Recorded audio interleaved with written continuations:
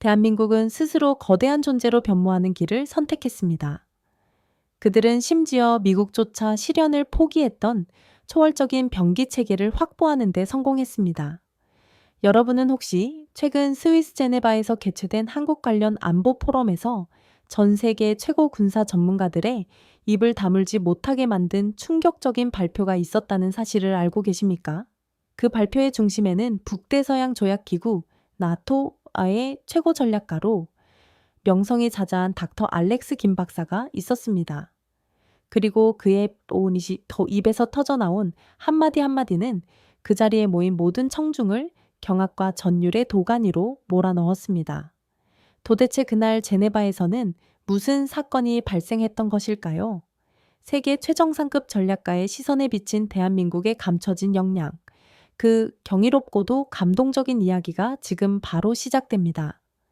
잠시 시간을 내어 화면 하단의 좋아요와 구독 버튼을 힘차게 눌러주시면 이와 같은 심층적인 콘텐츠를 제작하는데 실로 막대한 동기부여가 됩니다. 이제 오늘의 서사를 시작하겠습니다.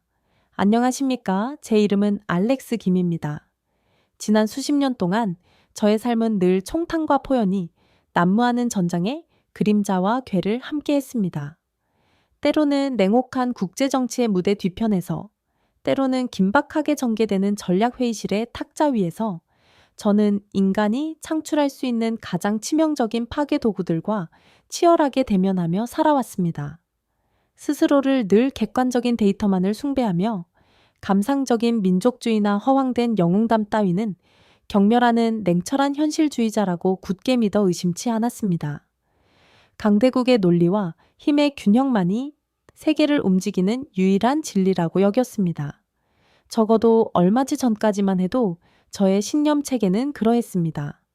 오늘 저는 제가 평생을 지탱해온 그 단단했던 신념의 탑이 와르르 무너져 내리는 듯한 경이롭고도 충격적인 깨달음의 여정을 여러분 앞에서 진솔하게 고백하고자 합니다.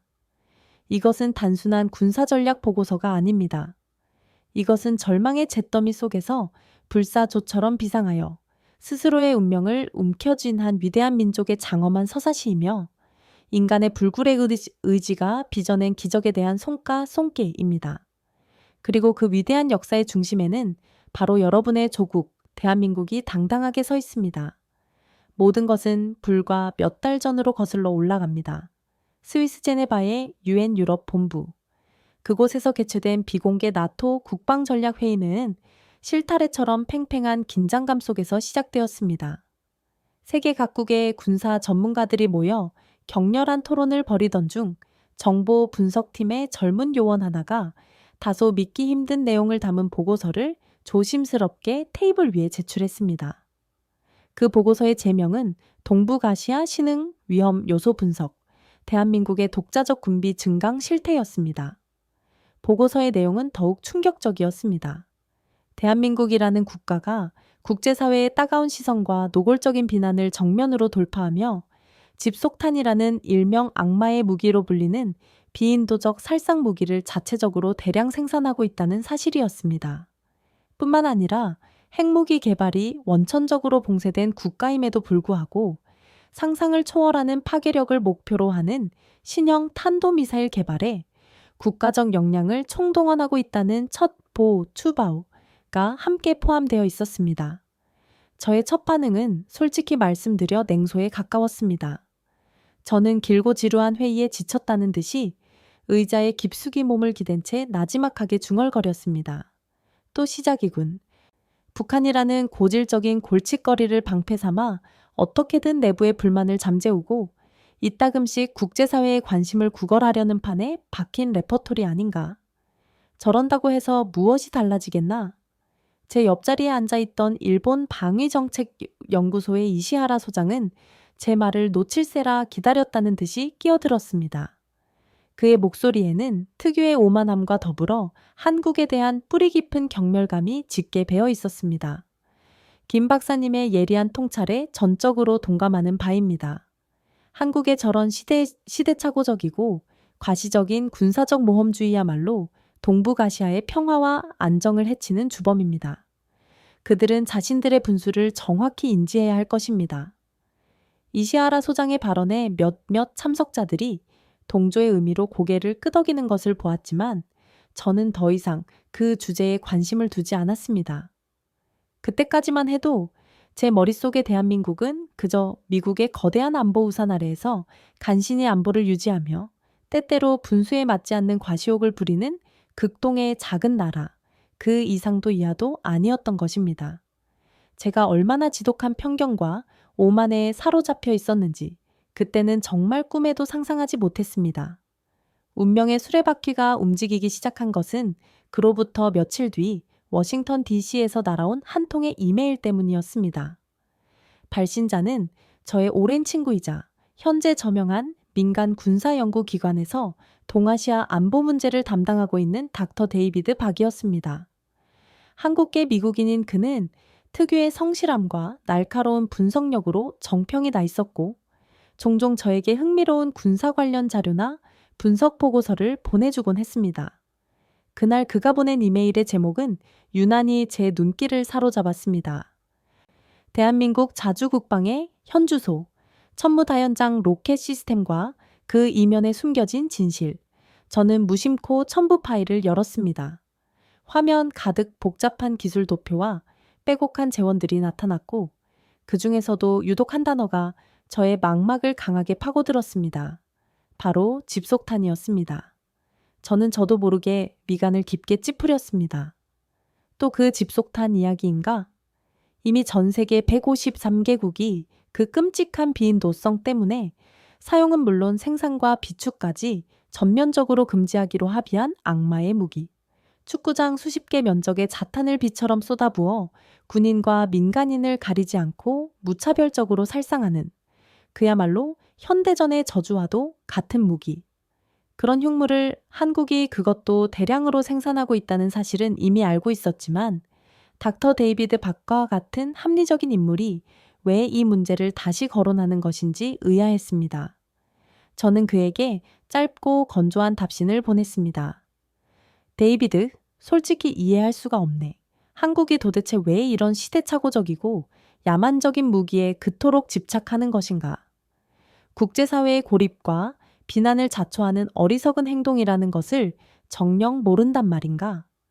며칠 후 닥터 데이비드 박으로부터 도착한 답장은 저의 예상을 훨씬 뛰어넘는 길고도 심오한 내용을 담고 있었습니다.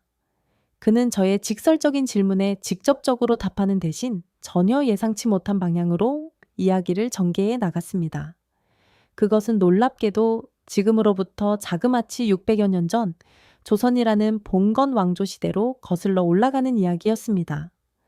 그의 이메일에는 덧붙여진 한 장의 그림이 첨부되어 있었는데 그 그림 속에는 수십 개의 화살촉 같은 것들이 하나의 거대한 발사틀 위에서 일제히 불을 뿜으며 날아가는 듯한 기묘하기 짝이 없는 무기의 모습이 담겨 있었습니다. 닥터 데이비드 박은 그것이 바로 신기전이라는 무기이며 그 설계도가 현존하는 세계에서 가장 오래된 로켓 무기 설계도로 유네스코에 의해 공인받았다고 설명했습니다.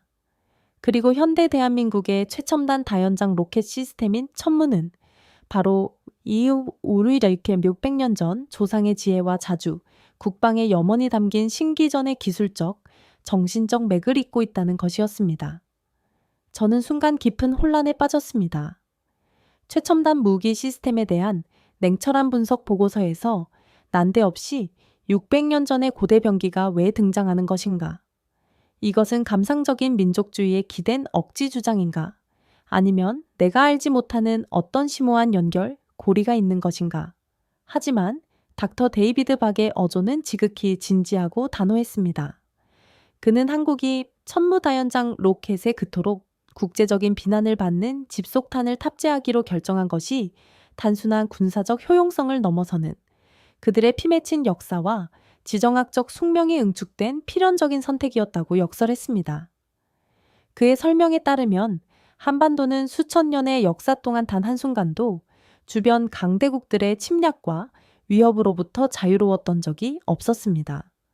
특히 한국전쟁이라는 미증규의 동족상잔의 비극 이후 폭 4km에 길이 250km에 달하는 비무장지대 DMZ를 사이에 두고 북한과 대치하고 있는 한국의 안보 현실은 세계 어디에서도 유례를 찾아보기 힘든 극단적인 상황이라는 것이었습니다.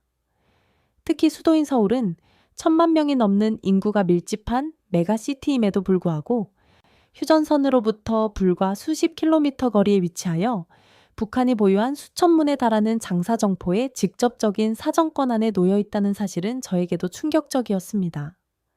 닥터 데이비드 박은 마치 제 마음을 읽기라도 한 듯 담담하지만 힘 있는 목소리로 말을 이어갔습니다. 그의 이메일에는 마치 그의 음성이 들리는 듯한 착각마저 잃었습니다. 김 박사님, 만약 박사님의 조국이 박사님의 가족과 이웃들이 사는 도시가 단 몇 분 안에 수십만 발의 폭탄 세례를 받아 잿더미로 변할 수 있는 절체절명의 위협 속에 놓여 있다면 과연 어떤 선택을 하시겠습니까? 북한이 만약 기습적으로 대규모 폭격 도발을 감행할 경우 그들의 해안포와 방사포 진지를 단시간 내에 효과적으로 무력화하지 못한다면 서울은 그야말로 불바다가 될 것입니다. 한국에게 천무와 집속탄은 결코 먼저 사용하기 위한 공격용 창이 아닙니다.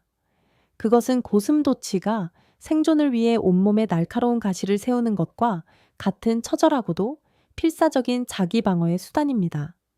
그들은 살아남기 위해 국민의 생명을 지키기 위해 어쩔 수 없이 악마의 무기라고 불리는 그 가시를 온몸에 두를 수밖에 없었던 것입니다. 이 절절한 호소를 읽는 동안 제 머릿속은 마치 폭격을 맞은 듯 복잡하게 뒤엉키기 시작했습니다. 과거 제가 직접 참관하거나 분석했던 수많은 전장에서 압도적인 적의 포화 앞에 무기력하게 쓰러져 갔던 약소국 군인들의 처참했던 모습들이 주마등처럼 스쳐 지나갔습니다. 당시 지휘관들의 공포와 절망으로 가득 찼던 눈빛, 포탄이 장렬할 때마다 공포에 질려 울부짖던 젊은 병사들의 비명소리가 마치 환청처럼 귓가를 맴돌았습니다. 물론 집속탄의 비인도성은 그 어떤 논리로도 정당화될 수 없는 명백한 사실입니다. 하지만 과연 세상의 모든 일을 단순한 흑과 백, 선과 악이라는 이분법적인 잣대로만 재단할 수 있을까요? 국가의 존립과 국민의 생존이라는 절대적인 명제 앞에서 때로는 악마와도 기꺼이 손을 잡아야 하는 것이 우리가 몸담고 있는 이 비정하고 냉혹한 국제 현실이 아닐까 하는 그런 씁쓸하고도 무거운 질문이 제 마음 한구석에서 고개를 들기 시작했습니다.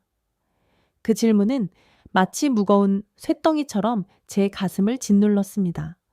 저는 즉시 닥터 데이비드 박에게 답신을 보내 더 많은 자료를, 특히 한국이 개발 중이라는 그 비현실적이고 과대망상적이라고 치부했던 탄도미사일 프로젝트에 대한 모든 것을 알려달라고 요청했습니다.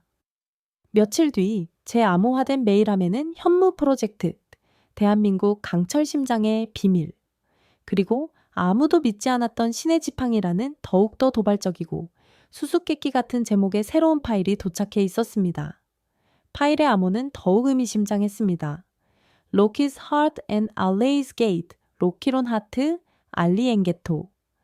저는 마른 침을 꿀꺽 삼키며 떨리는 손으로 파일을 열었습니다. 그리고 바로 그 순간부터 저는 제가 평생을 바쳐 쌓아 올렸던 군사적 상식과 합리적 이성이라는 것이 얼마나 허술하고 편협한 것이었는지를 처절하게 깨달으며 엄청난 지적 충격과 감정적 경랑의 소용돌이 속으로 속절없이 빠져들기 시작했습니다. 보고서의 첫 페이지는 온통 칠흑 같은 검은색 바탕에 마치 핏물처럼 강렬한 붉은색 글씨로 단 한 문장만이 새겨져 있었습니다. 우리는 핵무기라는 절대 반지를 가질 수 없었다. 그래서 우리는 스스로 신의 영역에 도전하기로 결심했다.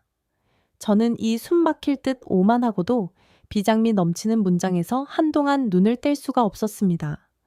다음 장으로 넘기자 현무라는 이름이 붙은 마치 북방을 수호하는 신화 속 거북과 뱀의 형상을 한 신수 이랴의 셴조우를 떠올리게 하는 여러 종류의 미사일 사진과 함께 빼곡한 제원들이 나열되어 있었습니다.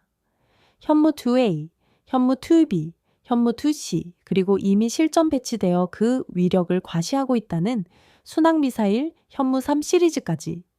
하지만 이 모든 것을 압도하며 제 시선을 강탈한 것은 보고서의 가장 마지막 부분을 장식하고 있는 현무세이하라는 이름의 아직은 베일에 쌓인 미사일의 개념도였습니다. 그것은 제가 지난 수십 년간 전 세계의 온갖 종류의 탄도미사일을 분석해 오면서 단 한 번도 본 적 없는 기괴하고도 위압적인 형상이었습니다. 일반적인 탄도미사일이 유선형의 날렵한 몸체에 뾰족한 탄두를 가진 모습이라면 현무5는 그 비율부터가 비정상적이었습니다.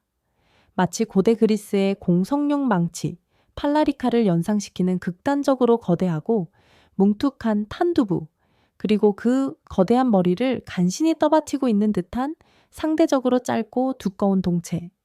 전체적으로 균형미라고는 찾아볼 수 없는 오직 파괴만을 위해 태어난 듯한 괴물의 모습이었습니다. 그리고 그 옆에 작은 글씨로 적힌 예상재원은 저의 입을 그야말로 떡 벌어지게 만들기에 부족함이 없었습니다. 탄두 중량 자그마치 8에서 9톤, 미사일 전체 총중량은 36톤에 육박하며 최대 사거리라는 개념 자체가 무의미할 정도로 이 미사일의 운영 개념은 저의 모든 군사적 상식을 파괴하는 것이었습니다. 보고서에 따르면 현무세는 핵탄두를 탑재하지 않습니다. 이것은 이미 국제적으로 공공연한 사실이었고 한국은 핵확산 금지 조약 NPT 가입국으로서 핵무기 개발은 꿈도 꿀 수 없는 상황이었습니다. 대신 이 엄청난 무게의 탄두 대부분을 텅스텐이나 열화우라늄 같은 초고밀도 중금속으로 채운다고 명시되어 있었습니다. 그리고 이 미사일은 일반적인 탄도미사일처럼 대기권을 비행하며 포물선을 그리며 목표 지점으로 날아가는 것이 아니었습니다. 거의 수직에 가까운 고각, 곤타가오자오으로 발사되어 자그마치 고도 1000km, 즉 지구 적궤도 에리오를 넘어선 아우터 스페이스까지 치솟은 후 오로지 지구 중력의 힘에 이끌려 마하 10배가 넘는 극초음속으로 지상의 목표물을 향해 자유낙하하며 내리꽂힌다는 것이었습니다. 저는 그 순간 숨이 멎는 듯한 충격을 받았습니다. 이것은 바로 미합 중국이 냉전 시대의 소련 깊숙한 지하 핵 벙커를 파괴하기 위해 극비리의 연구를 진행하다가 엄청난 개발 비용과 당시의 기술적 한계, 그리고 무엇보다 핵무기 사용에 대한 정치적 부담감으로 인해 결국 백지화시켰던 전설 속의 비밀 프로젝트. 저신의 지팡이 Rod of God, 전해드니와 정확히 일치하는 개념이었습니다. 대기권 밖의 인공위성 플랫폼에서 전봇대 크기의 거대한 텅스텐 막대를 지상으로 투하하여 그 엄청난 운동 에너지만으로 핵폭탄에 버금가는 파괴력을 얻는다는 당시로서는 너무나 황당무계하여 공상과학소설의 소재로나 치부되었던 바로 그 구상이었습니다. 물론 미국은 베트남 전쟁 당시 C-130 수송기에서 폭약 없이 날카로운 강철 조각들만 가득 채운 레이지덕이라는 원시적인 운동에너지 폭탄을 투하하여 밀림 속의 베트콩들에게 상당한 공포감을 심어준 경험이 있었지만 신의 지팡이를 현실화하기 위해서는 텅스텐이라는 희귀하고 값비싼 금속을 가공하여 우주 공간까지 쏘아 올린다는 그야말로 천문학적인 비용이 소요되는 문제에 직면했었습니다. 그런데 지금 극동의 작은 나라 대한민국이 변변한 우주 발사체 기술도 제대로 확보하지 못한 것으로 알려진 그들이 맨손으로 그 신의 지팡이를, 아니 어쩌면 그보다 훨씬 더 진화되고 현실적인 형태의 운동, 에너지 무기를 현실로 만들어내려 하고 있다는 말입니까? 이것은 단순한 군사기술의 발전이 아니라 패러다임 자체를 바꾸는 혁명적인 도전이었습니다. 보고서는 한 걸음 더 나아가 마치 제정신이 아닌 과학자의 광기, 어린 독백처럼 충격적인 내용들을 쉴 새 없이 쏟아냈습니다. 현무 5호가 마하 12 이상의 속도로 지표면에 충돌할 경우 그 순간 발생하는 운동 에너지만으로도 전술 핵무기 수십 킬로톤급, 경우에 따라서는 수백 킬로톤급에 해당하는 엄청난 파괴력을 낼 수 있으며 일반적인 강화 콘크리트 구조물은 물론이고 지하 수백 미터 깊이에 건설된 가장 견고한 군사벙커까지도 마치 두부처럼 관통하여 완벽하게 무력화시킬 수 있다는 분석이었습니다. 심지어 북한의 김정은이 유사시 은신할 것으로 예상되는 평양 지하 300m 깊이의 비밀 지휘소 역시 이 한국판 강철 심장의 일격 앞에서는 한낱 모래성에 불과할 것이라는 등골이 오싹해지는 섬뜩한 예측까지 덧붙어 있었습니다. 저는 온몸에 소름이 쫙 돋는 것을 느끼며 자리에서 벌떡 일어났습니다. 이것은 제가 지금까지 알고 있던 모든 재래식 무기의 개념을 완전히 뒤엎는 것이었습니다. 이것은 핵무기 없이 핵 억지력을 확보하려는 상상조차 할 수 없었던 처절하고도 독창적인 발상이었습니다. 국제사회의 삼엄한 감시와 기술적 한계라는 이중의 족쇄에 묶인 한국이 문자 그대로 신의 영역이라고 불리던 절대적인 파괴력에 감히 도전장을 내밀고 있었던 것입니다. 그들은 핵이라는 절대 반지를 가질 수 없었기에 스스로 강철의 신이 되기로 처절하게 결심한 것이었습니다. 연구실 창가로 다가가 차가운 유리창에 이마를 기댔습니다. 창밖으로는 아름다운 제네바의 야경이 평화롭게 펼쳐져 있었지만 제 머릿속은 온통 한국의 그 정체 모를 괴물 미사일에 대한 생각으로 폭발할 지경이었습니다. 도대체 어떻게 이런 일이 가능하단 말인가?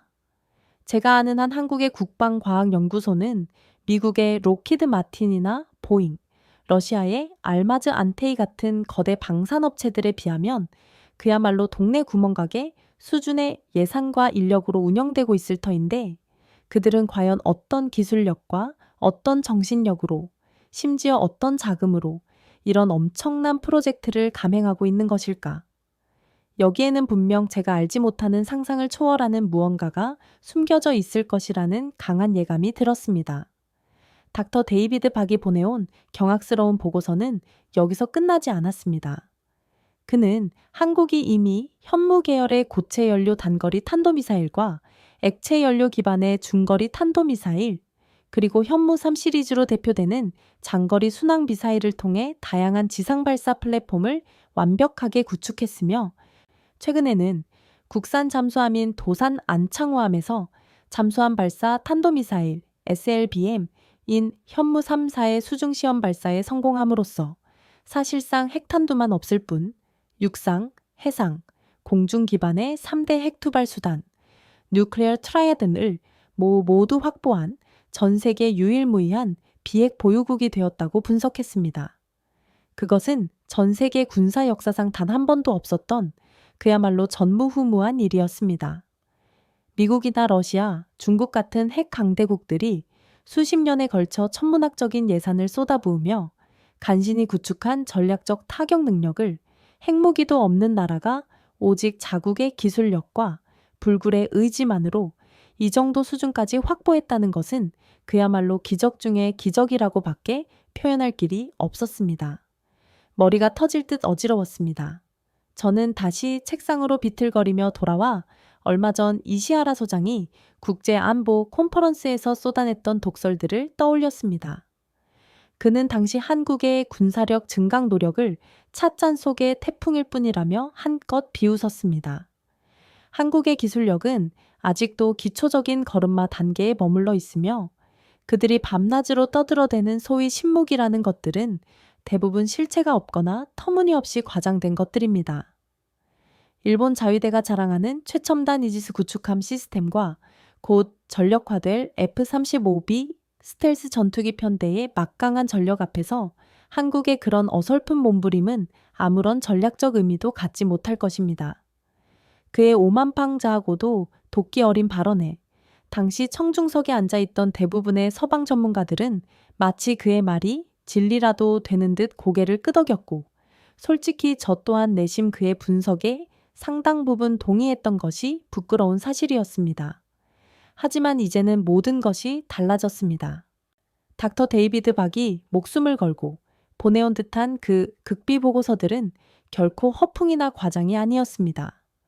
그것은 한치의 오차도 없는 냉정한 데이터와 객관적인 분석, 그리고 무엇보다 대한민국이라는 나라가 처한 절박하고도 고독한 안보 현실에 대한 처절하리만큼 깊은 통찰을 담고 있었습니다. 저는 문득 한국의 대표적인 방산업체인 한화그룹이 과거 집속탄 생산 문제로 인해 노르웨이를 비롯한 여러 유럽 국가의 국부 펀드와 연기금으로부터 대규모 투자 금지 대상이 되었던 떠들썩했던 사건을 기억해냈습니다. 당시 국제인권단체들과 서방 언론들은 한화그룹을 향해 죽음의 상인, 전쟁 범죄의 방조자라며 입에 담기 힘든 맹비난을 퍼부었습니다.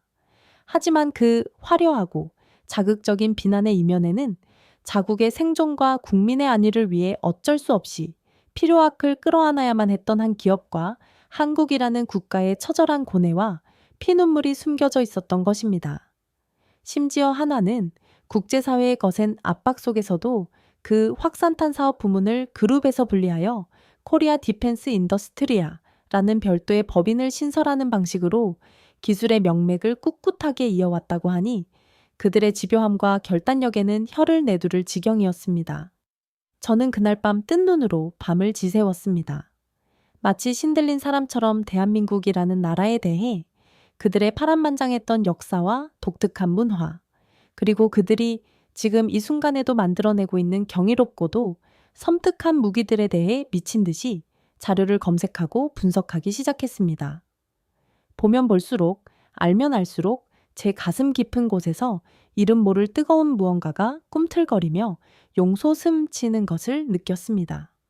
그것은 단순한 지적 호기심이나 학문적 관심을 넘어선 뭐라 형용할 수 없는 경외감과 존경심, 그리고 일종의 부끄러움까지 뒤섞인 복잡한 감정이었습니다. 한때 일제 식민 지배와 동족 상잔의 전쟁으로 세계 최빈국으로 전락했던 나라, 절망과 폐허 속에서 그 어떤 희망의 빛도 보이지 않았던 나라가 불과 반세기라는 짧은 시간 안에 세계 10위권의 경제대국으로 기적처럼 팔도듬하고 이제는 과거의 침략자들마저 벌벌 떨게 만들 정도의 강력한 군사력을 그것도 스스로의 힘으로 구축하며 강철의 발톱을 드러내고 있다는 사실이 도저히 제 상식으로는 믿기지 않았습니다. 며칠 뒤 저는 다가올 국제안보 심포지엄의 발표 주제를 전면적으로 수정하기로 중대한 결심을 내렸습니다. 당초 저는 미중 신냉전 구도 해서의 유럽연합의 전략적 자율성 확보 방안이라는 다소 원론적이고 아카데믹한 주제를 준비하고 있었습니다. 하지만 이제 제 가슴은 전혀 다른 이야기, 훨씬 더 뜨겁고 절실한 이야기를 하고 싶어 조바심쳐서 견딜 수가 없었습니다. 저는 전 세계를 향해 특히 그동안 대한민국을 얕잡아보고 무시해왔던 모든 이들을 향해 당당히 외치고 싶었습니다. 당신들이 무지몽매하게 깔보았던 극동의 작은 나라, 대한민국이 어떻게 스스로의 운명을 개척하고 있는지, 그들이 어떤 피와 땀과 눈물을 흘려 지금의 이 경이로운 기적을 이루어냈는지를 똑똑히 알려주고 싶었습니다. 하지만 저의 이러한 용기 있는 결심은 곧바로 예기치 못한 것엔 저항과 음해에 부딪히게 되었습니다. 저의 오랜 라이벌이자 학문적으로나 인간적으로나 도저히 상종하기 힘든 인물인 일본 방위정책연구소의 이시하라 소장이 제가 한국의 방위력에 대해 대단히 긍정적이고 파격적인 내용의 발표를 준비하고 있다는 정보를 어디서 입수했는지 공개적으로 저를 인신공격하고 비난하고 나선 것입니다. 그는 일본의 대표적인 극우 성향 시사 주간지와의 단독 인터뷰에서 다음과 같은 만건을 거리낌 없이 쏟아냈습니다. 최근 정보에 따르면 한때 냉철한 국제안보 전문가로 명성을 날려였던 알렉스 김 박사가 한국 측의 검은동과 달콤한 로비에 넘어가 그들의 허황되고 과대망상적인 군사력 증강 계획을 공개적으로 옹호하고 찬양하려 한다는 소문이 서방정보 기관들 사이에 파다하게 퍼져 있습니다. 이는 국제안보 전문가로서의 학문적 양심과 도덕적 명예를 스스로 시궁창에 내팽개치는 지극히 어리석고도 부끄러운 행동이 아닐 수 없습니다. 명백히 말씀드리지만 한국이 개발 중이라고 떠들어대는 소위 신무기라는 것들은 대부분 미국의 낡은 기술을 몰래 빼돌리거나 이미 한물간 러시아의 퇴물무기 기술을 어설프게 모방한 조악한 짝퉁에 불과하며 실질적인 전투 능력은 전무하다는 것이 국제군사학계의 정설이자 냉정한 평가입니다. 그의 이 터무니없고 악의적인 발언은 즉각적으로 국제적인 파장을 일으키며 주요 언론들의 헤드라인을 장식했습니다. 평소 일본의 입장을 대변하는 것으로 알려진 몇몇 서방의 보수 언론들은 이시하라 소장의 주장을 마치 사실인 것처럼 그대로 인용하며 저의 학문적 전문성과 도덕성에 심각한 의문을 제기하는 비판적인 기사들을 경쟁적으로 쏟아냈습니다. 심지어 제가 몸담고 있는 나토 내부에서조차 저의 갑작스러운 발표 주제 변경에 대해 깊은 우려와 반대의 목소리가 나오기 시작했습니다. 저와 수십 년간 동고동락했던 오랜 동료들마저 저를 찾아와 진심으로 걱정하며 말리려 나섰습니다. 김, 아무리 자네라지만 한국에 대해 너무 과도하게 긍정적으로 평가하는 것은 아닌가. 그들이 아무리 발버둥 친다고 해도 코앞에 있는 북한의 핵 위협은 물론이고 주변을 둘러싼 중국과 러시아, 심지어 일본이라는 현실적인 강대국들의 위협 앞에서 그들의 미약한 자주 국방 노력은 결국 계란으로 바위를 치는 무모한 시도에 불과할 걸세. 자네의 명성에 흠집만 가게 될까봐 걱정되네. 저는 순식간에 사면초가의 상황에 놓인 듯 엄청난 심리적 압박감에 휩싸였습니다.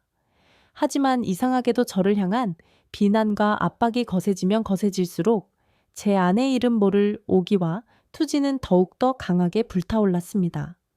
저는 이시하라 소장의 그 비열하고 치졸한 정치 공작과 주변에 근거 없는 회의적인 시선 앞에서 결코 무릎 꿇고 싶지 않았습니다. 오히려 그들의 그릇된 편견과 무지를 산산조각 내고 대한민국의 경이로운 진실과 그들의 위대한 저력을 온 세계에 똑똑히 알려야 한다는 마치 한 교도록의 자우투와도 같은 비장한 사명감이 제 온몸을 지배하기 시작했습니다. 저는 이후 며칠 동안 연구실 문을 걸어 잠근 채 밤낮을 가리지 않고 문자 그대로 연구에만 몰두했습니다. 닥터 데이비드 박에게는 거의 매시간 단위로 이메일을 보내 끊임없이 추가 자료와 검증을 요청했고 한국의 역사, 문화, 국민성, 그리고 지정학적 특수성을 더 깊이 이해하기 위해 제가 구할 수 있는 모든 관련 서적과 논문들을 탐독했습니다. 잠자는 시간조차 아까워 하루에 서너 시간 쪽잠을 자는 것이 전부였지만 전혀 피곤함을 느끼지 못했습니다. 오히려 정신은 그 어느 때보다 맑고 투명해지는 듯 했습니다. 그러던 어느 날 새벽, 저는 수많은 자료들 속에서 우연히 한 젊은 한국 여성 과학자의 짧은 인터뷰 기사를 발견하게 되었습니다. 그녀의 이름은 연구원 이하나, 한국국방과학연구소 ADD에서 차세대 고체연료 미사일 추진체를 연구하는 평범한 연구원이었습니다. 기사에 첨부된 작은 사진 속에서 그녀는 수수한 연구복 차림에 화장기 없는 얼굴로 환하게 웃고 있었지만 그녀의 맑고 깊은 눈빛에서는 자신의 조국 대한민국에 대한 진한 사랑과 자신이 몸담고 있는 연구 분야에 대한 뜨거운 자부심, 그리고 그 무엇으로도 꺾을 수 없는 강한 의지가 선명하게 느껴졌습니다. 그녀는 인터뷰 말미에 기자에게 이렇게 말했습니다. 네, 물론 저희 연구소의 환경이 미국 나사나 유럽 우주국 ESA 같은 세계 최고 수준의 연구기관들에 비해 여러모로 열악한 것은 부정할 수 없는 사실입니다. 국가 예산도 항상 빠듯하고 최첨단 연구 장비나 고급 인력을 구하는 것도 하늘의 별 따기처럼 어렵습니다. 하지만 저희에게는 그 어떤 돈으로도 살 수 없는, 그 무엇과도 바꿀 수 없는 소중한 것이 있습니다. 그것은 바로 우리 손으로, 우리 기술로 우리 조국을 반드시 지켜내겠다는 절박함과 사명감입니다. 때로는 밤샘 연구와 계속되는 실험 실패에 몸과 마음이 모두 지쳐 포기하고 싶어질 때도 있지만 그럴 때마다 연구소 창밖으로 펼쳐지는 저 서울의 아름다운 불빛들을 바라봅니다. 그러면 다시금 알 수 없는 뜨거운 힘이 솟아나는 것을 느낍니다. 저 수백만 개의 반짝이는 불빛 하나하나가 바로 우리가 목숨을 걸고 지켜야 할 소중한 국민들의 삶이니까요. 연구원 이하나라는 이름 모를 젊은 한국 과학자의 진솔하고도 숨이 멎는 이야기는 마치 거대한 망치처럼 제 가슴을 세차게 내리쳤습니다. 그렇습니다. 제가 그동안 그토록 찾아 헤맸지만 끝내 발견하지 못했던 마지막 퍼즐 조각, 대한민국의 진짜 힘의 근원이 바로 이것이었습니다. 한국의 저력은 단순히 그들이 개발한 첨단 무기 체계의 우수한 성능이나 뛰어난 기술력에만 있는 것이 아니었습니다. 그것은 바로 이하나와 같은 이름도 없이 빛도 없이 자신의 자리에서 묵묵히 조국을 위해 헌신하는 수많은 평범한 한국인들의 뜨거운 애국심, 열악한 환경과 불가능해 보이는 도전 앞에서도 결코 좌절하거나 포기하지 않는 한국인 특유의 강인하고도 불굴의 정신력, 그리고 두 번 다시 나라를 빼앗기고 침략당하는 치욕의 역사를 되풀이하지 않겠다는 처절하리만큼 강렬한 국민적 염원에서 비롯되는 것이었습니다. 그 순간 저는 비로소 모든 것을 깨달았습니다. 이시하라 소장이 앞으로 또 어떤 교묘하고 악랄한 방식으로 대한민국의 기술력을 폄훼하고 그들의 숭고한 노력을 비웃고 조롱한다 할지라도 그는 결코 영원히 대한민국의 진짜 힘을 이해하지 못할 것이라는 명백한 사실을 말입니다. 왜냐하면 그 힘은 눈에 보이는 하드웨어나 수치화된 데이터로 측정할 수 있는 것이 아닌 바로 한 민족의 가슴 깊은 곳에 뜨겁게 살아 숨쉬는 혼의 영역에 속하는 것이기 때문이었습니다. 마침내 운명의 날인 국제안보 심포지엄 발표일이 밝았습니다. 스위스, 제네바의 유서 깊은 팔렉스포 컨벤션홀은 그 어느 때보다 뜨거운 열기로 가득 차 있었습니다. 전 세계에서 모여든 수백 명의 군사 전문가, 현직 외교관, 정보기관 요원, 그리고 주요 언론사 기자들로 거대한 호른발 디딜 틈조차 없이 빽빽하게 들어차 있었습니다. 단상 위로 천천히 걸어 올라가는 제 다리가 미세하게 떨리는 것을 느꼈지만 제 마음은 이상하리만큼 폭풍 전야처럼 고요하고 차분했습니다. 청중석 가장 앞줄 중앙에는 이시하라 소장이 팔짱을 낀 채 레이저라도 쏠 듯한 형형한 눈빛으로 저를 쏘아보고 있었습니다. 그의 입계는 어디 한번 실컷 떠들어 보시지.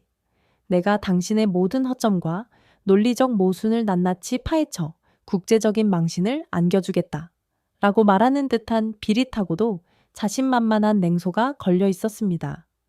저는 연단 위에 놓인 지난 며칠간 밤새워 준비했던 두툼한 연설 원고 뭉치를 보았습니다. 그리고 잠시 후 저는 그것을 옆으로 휙 밀어버렸습니다. 대신 지금 이 순간 제 가슴 속에서 용암처럼 뜨겁게 들끓고 있는 진실의 목소리, 대한민국의 위대한 저력에 대한 경이로운 이야기를 제 온 마음을 다해 전달하기로 굳게 결심했습니다. 마이크 앞에 선 저는 잠시 깊은 숨을 골랐습니다.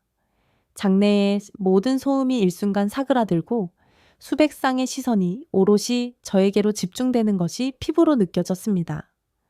존경하는 내외 귀빈 여러분, 그리고 오늘 이 자리에 함께하신 세계 안보 및 국제관계 전문가 동료 여러분, 저는 오늘 이 영광스러운 자리에서 한 위대한 국가에 대한 저의 깊고도 오래된 무지와 지독했던 편견을 솔직하게 고백하고 불가능에 맞서 싸워온 그들의 숭고하고도 위대한 도전에 진심 어린 경의를 표하고자 합니다.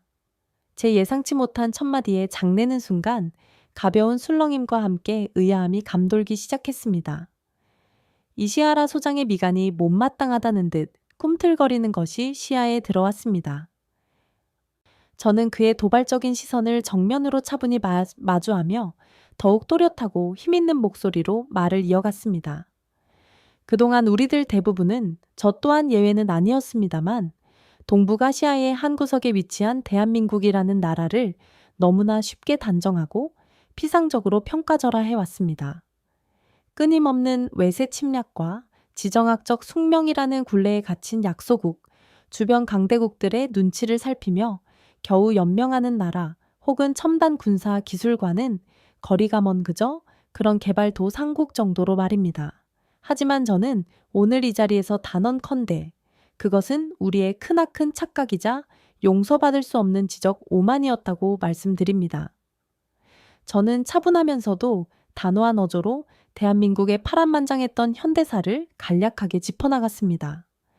일제 식민 통치의 암흑기, 동족 상잔의 처절한 비극이었던 한국전쟁의 폐허 속에서 전 세계의 원조를 받던 최빈국에서 불과 한 세대 만에 한강의 기적이라 불리는 눈부신 경제 발전을 이루어낸 신화적인 이야기, 그리고 그 화려한 경제 성장의 이면에 숨겨져 있던 아무도 주목하지 않았지만 처절하리만큼 치열했던 자주 국방을 향한 그들의 고독하고도 끈질긴 노력의 역사를 말입니다.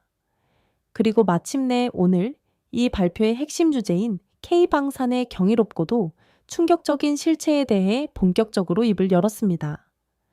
여러분, 혹시 대한민국이 왜 전 세계 173개국이 그토록 혐오하며 사용을 금지한 집속탄을 국제사회의 온갖 비난과 제재 위협을 무릅쓰고 스스로 개발하여 대량으로 생산하고 있는지 그 진짜 이유를 아십니까? 그것은 결코 그들이 호전적이거나 비인도적인 국가여서가 아닙니다. 그것은 바로 코앞에 있는 휴전선 너머에 유사시 단 몇 분 안에 수백만 서울 시민의 머리 위로 불벼락을 퍼부을 수 있는 수천, 수만 문의 장사정포와 방사포가 실전 배치되어 있는 이 지구상 그 어디에서도 찾아볼 수 없는 기형적이고도 절박한 안보 현실 때문입니다. 한국에게 집속탄은 결코 선제 공격용 창이 아니라 자신들의 심장부인 수도 서울을 지키기 위한 최소한의 그리고 너무나도 처절한 피눈물 어린 방패인 것입니다.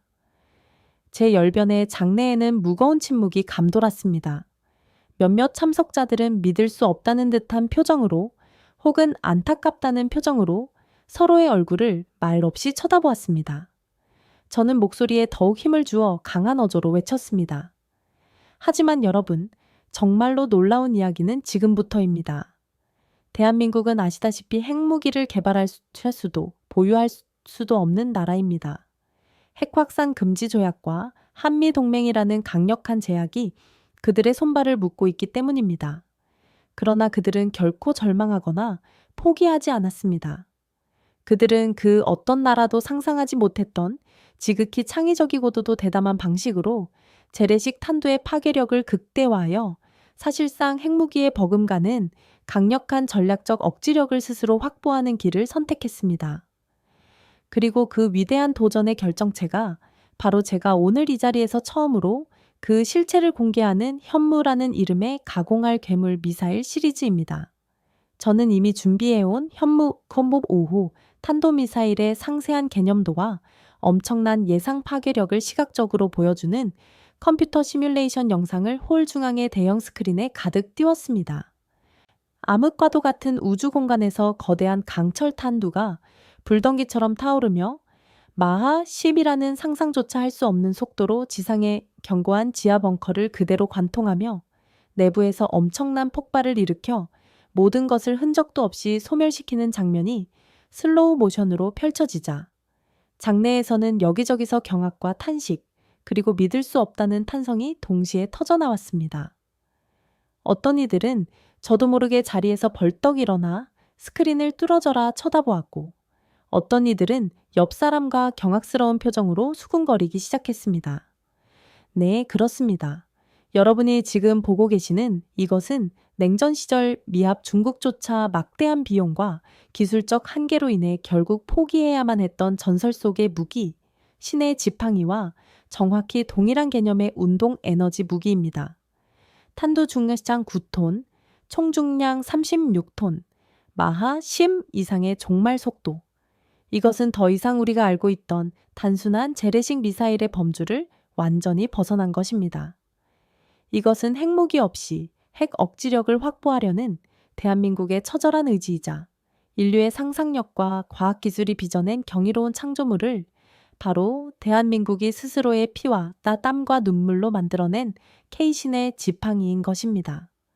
그들은 수십조 원이라는 엄청난 예산을 쏟아부어 불가능해 보였던 신의 영역에 과감히 도전했고 마침내 전 세계를 경악시킬 강철의 심장을 스스로의 손으로 만들어낸 것입니다.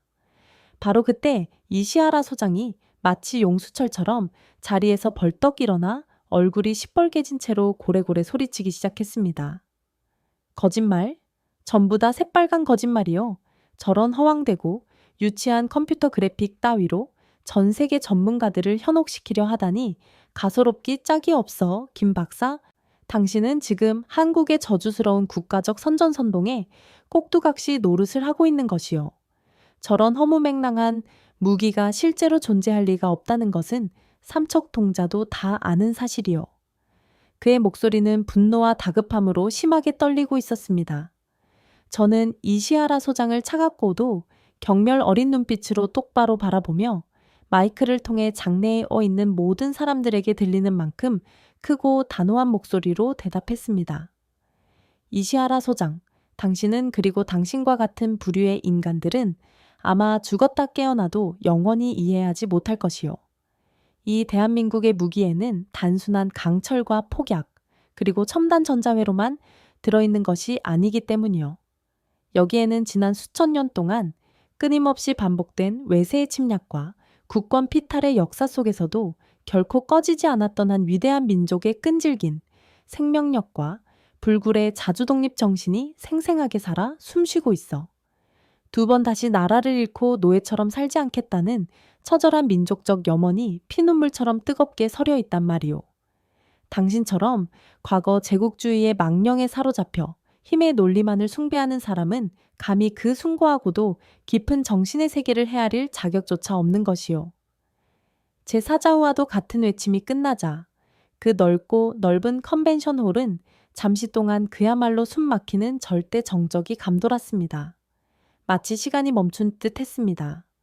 그리고 곧이어 장내의 한쪽 구석에서부터 시작된 작은 박수 소리가 점점 더 커지더니 마침내 홀 전체를 뒤흔드는 우레와 같은 엄청난 박수갈채와 함성으로 폭발적으로 터져나왔습니다. 그 뜨거운 박수 소리는 마치 폭포수처럼 해일처럼 제 온몸을 감싸며 쉽게 멈추지 않았습니다. 저는 그 순간 제 평생 단 한 번도 느껴보지 못했던 강렬하고도 뜨거운 감동과 전율이 제 심장의 가장 깊은 곳에서부터 용암처럼 솟구쳐 올라와 온몸을 휘감는 것을 생생하게 느꼈습니다. 눈시울이 저도 모르게 뜨거워지는 것을 간신히 참아야 했습니다. 저의 그날 발표는 예상했던 대로, 아니 그 이상으로 전 세계 안보 지형과 국제 여론의 엄청난 파장을 불러일으켰습니다. 주요 국제 언론들은 앞다투어 나토 최고 전략가의 충격적인 내부 고백, 한반도에 숨겨진 발톱, K신의 지팡이 등장과 동부가 전략 균형의 와해, 세계를 경악시킨 대한민국의 자주 국방력, 그 한계는 어디인가와 같은 자극적이고도 선정적인 제목으로 저의 발표 내용을 실시간으로 대서특필했습니다. 그동안 대한민국을 그저 지정학적으로 운이 없는 약소국 혹은 미국의 군사적 보호에 의존하는 나라 정도로 얕잡아 보거나 과소평가해왔던 많은 국가들과 소위 국제 전문가라는 사람들은 자신들의 아니하고도 편협했던 과거의 인식을 부끄럽게 반성하며 한국의 놀라운 국방기술력과 그 안에 담긴 불굴의 자주 국방의지를 새롭게 재평가하기 시작했습니다. 이시하라 소장은 그날 이후 공식 석상에서 자취를 감추었고 일본 정부는 때 아닌 외교적 궁지에 처했다는 후문이 들려왔습니다. 회의장을 빠져나오는 저에게 한국에서 온 것으로 보이는 한 젊은 여기자가 떨리는 목소리로 다가와 물었습니다. 그녀의 눈에는 존경심과 함께 깊은 감동의 빛이 서려 있었습니다. 김 박사님, 오늘 박사님의 용기 있는 발표는 저희 모든 한국인들에게 정말 큰 감동과 자부심을 안겨주었습니다. 혹시 실례가 안 된다면 무엇이 박사님으로 하여금 저희 대한민국을 이토록 뜨겁게 이해해야 하고 변호하게 만드셨는지 여쭤봐도 되겠습니까? 저는 잠시 창밖으로 보이는 아름다운 노을빛에 서서히 물들어가는 평화로운 제네바의 레만 호수를 말없이 바라보았습니다. 그리고 잔잔한 미소와 함께 그녀에게 이렇게 대답했습니다. 저는 그들의 눈빛에서 보았습니다. 깊고 어두운 절망 속에서도 결코 꺼지지 않는 희망의 불꽃을, 도저히 불가능해 보이는 거대한 장벽 앞에서도 결코 좌절하거나 포기하지 않는 강인하고도 위대한 정신을 말입니다. 그리고 무엇보다 스스로의 운명을 깊이 사랑하고 그것을 용기 있게 개척해 나가려는 숭고한 의지를 똑똑히 보았습니다. 아마도 그것이 바로 당신들의 위대한 나라 대한민국의 진짜 힘이자 저력이겠지요. 그렇습니다, 여러분. 오늘 제가 길고 긴 시간 동안 말씀드린 대한민국의 진정한 힘은 그들이 개발한 눈부신 첨단 무기체계 그 자체에만 있는 것이 아닙니다. 그것은 바로 어떤 혹독한 시련과 상상조차 하기 힘든 위협 앞에서도 결코 굴하지 않고 한치의 물러섬도 없이 스스로의 길을 당당히 개척해 나가는 위대한 국민 정신, 바로 지금 이 순간에도 여러분의 심장 속에서 뜨겁게 살아 숨쉬고 있는 불멸의 체인 코리안 스피릿, 코리안 스피릿에서 나오는 것입니다. 세계는 이제 대한민국을 완전히 새로운 시각으로 다시 주목하고 있습니다. 더 이상 과거의 아픔과 슬픔에 갇힌 변방의 작은 나라가 아닌 인류 보편의 가치인 자유와 평화, 그리고 번영에 적극적으로 기여하는 당당한 글로벌 리더 국가로서 전 세계 모든 이들로부터 진심 어린 존경과 사랑을 받는 위대한 강국으로 우뚝 설 그 찬란한 날을 말입니다. 이 가슴 벅차오르는 대한민국의 위대한 이야기에 여러분의 심장이 단 한순간이라도 뜨겁게 반응하셨다면 지금 바로 주저하지 마시고 기의 구독과 좋아요 버튼을 힘차게 눌러주십시오. 여러분의 그 소중한 클릭 한번, 따뜻한 응원과 격려의 댓글 하나하나가 저희 채널이 앞으로도 더욱 유익하고 감동적인 콘텐츠를 제작하는 데 가장 큰 힘과 용기가 됩니다. 이 자랑스러운 대한민국의 생생한 최신 소식과 깊이 있는 통찰이 담긴 분석을 앞으로도 계속해서 가장 먼저 받아보고 싶으시다면 알림 설정도 반드시 잊지 마시기 바랍니다. 그리고 오늘 이 영상을 시청하시면서 느끼셨던 여러분의 소중한 생각과 벅찬 감동, 혹은 따끔한 비판과 건설적인 제안들을 아래 댓글창을 통해 자유롭게 남겨주십시오. 여러분의 그 살아있는 목소리 하나하나가 모여 우리 대한민국을 더욱더 강하고 위대하게 만들 것이라고 저는 굳게 확신합니다. 지금까지 감동사이다였습니다. 긴 시간 동안 제 이야기에 귀 기울여 주시고 시청해 주셔서 진심으로 감사합니다. 부디 항상 건강하시고 행복하시기를 기원합니다. 위대한 대한민국, 불멸의 코리아, 파이팅!